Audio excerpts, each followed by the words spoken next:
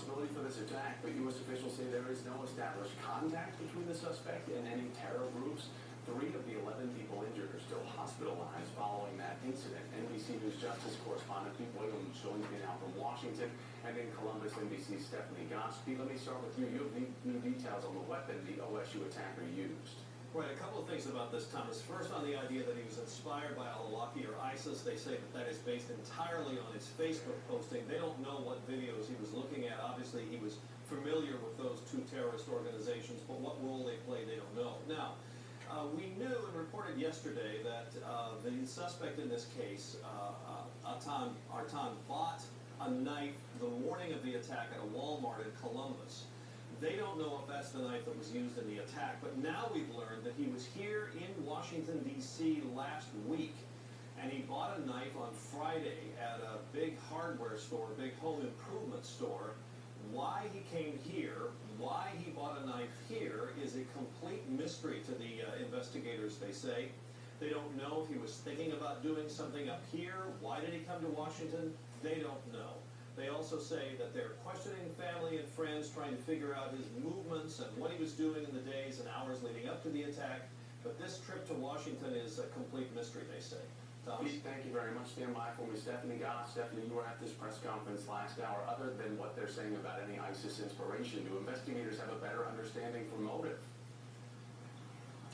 Well, it's interesting, Thomas, and what you didn't hear in that press conference is almost more important than what you did hear. You did not hear the special agent in charge here for the FBI call this terrorism. She was asked that point blank, and she said, we're not ready to go there yet. But she also, for the first time, made this public link or to being inspired in some way, potentially, by ISIS or Anwar al-Awlaki. And just for people who may not remember Anwar al-Awlaki, this is the U.S. cleric that was killed in a drone strike in 2011, and he was mentioned in that Facebook post that Pete Williams just spoke about. So obviously, the agent in charge here taking this slowly and conservatively and not leaping to any quick judgment on what the motive might have been. And they say they're still working on it. Our Stephanie Goss in Columbus Force, thank you. And our Pete Williams in D.C., thank you. Pete, breaking news in the investigation into Monday's plane crash in Colombia that killed several members of a Brazilian soccer team. The Associated Press now reporting moments before the crash, the pilot told air traffic control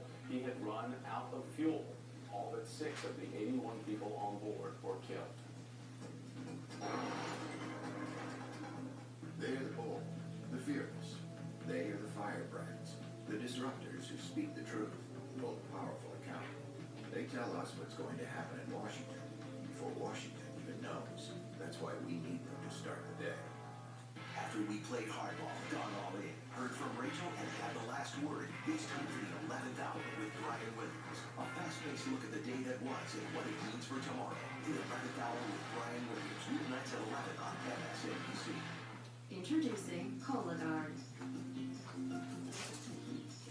I'm here for an important reason. Colon cancer screening. If you're age 50 or older and at average risk, Cologuard finds cancer and pre-cancer. And it's a non-invasive test you can use at home. In fact, I'm as easy as get, go,